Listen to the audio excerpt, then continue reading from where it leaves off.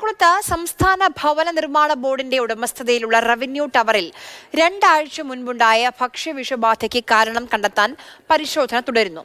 കെട്ടിടത്തിൽ പ്രവർത്തിക്കുന്ന വിവിധ ഓഫീസുകളിലെ നിരവധി ജീവനക്കാർക്കാണ് അസ്വസ്ഥതയുണ്ടായത്. വെള്ളത്തിൽ നിന്നാണ് ഇവിടെയും ഭക്ഷ്യവിഷബാധയുണ്ടായതെന്നാണ് നിഗമനം. പ്രദീപ് ജോസഫ് വിവരങ്ങളുമായി ചേരുന്നു. പ്രദീപ്, ഇതാ ഇപ്പോൾ കാക്കനാട്ടെ ഫ്ളാറ്റിലെ സംഭവം നമ്മുടെ മുന്നിലുണ്ട്. അവിടെയും ഈ വെള്ളമാണ് എന്ന് കുടിവെള്ളമാണെന്ന് സംശയിക്കുന്നുണ്ട്. ഇവിടുത്തെ കാര്യം എന്താണ്? ഇതെന്നാണ് ഈ സംഭവം? പരിശോധനകൾ നടന്നിരുന്നോ? സാമ്പിളുകൾ ശേഖരിച്ചിരുന്നോ?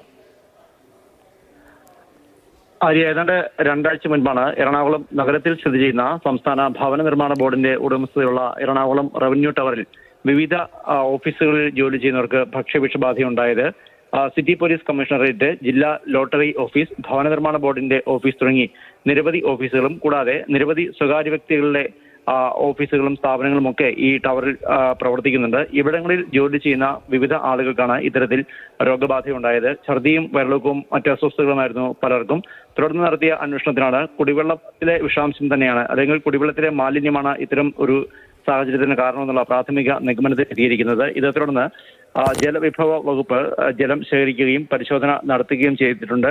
അതിന്റെ ഫലമാണ് നമുക്ക് കാണാൻ കഴിയുന്നത്. ഇതനുസരിച്ച് വെള്ളം പരിശോധനയിൽ പൂർണ്ണമായും സംതൃപ്തിയില്ല എന്നാണ് ലാബിൽ നിന്ന് രേഖപ്പെടുത്തിയിരിക്കുന്നത്. വിവിധ ഘടകങ്ങളിൽ അസിഡിറ്റിയും മറ്റും വെള്ളത്തിൽ ചെറിയ തോതിലുണ്ട് എന്നും ഈ പരിശോധനാ ഫലം വ്യക്തമാക്കുന്നു. അതേസമയം ഈ ഭക്ഷ്യവിഷബാധ ഏറ്റവരിൽ 5 പേരെ എറണാകുളം ജനറൽ ആശുപത്രിയിൽ പ്രവേശിപ്പിച്ചിരുന്നു. മറ്റുള്ളവർക്ക് കാര്യമായ തോതിൽ ആശുപത്രിയിൽ പോകേണ്ടി വന്നില്ല. എങ്കിൽ തന്നെ വലിയ ശാരീരിക അസ്വസ്ഥതകളാണ് ഉണ്ടായത്. അതേസമയം എന്താണ് ഇങ്ങനെയൊരു വിഷബാധയ്ക്ക് കാരണമെന്നത് ഇനിയും വ്യക്തമായിട്ടില്ല.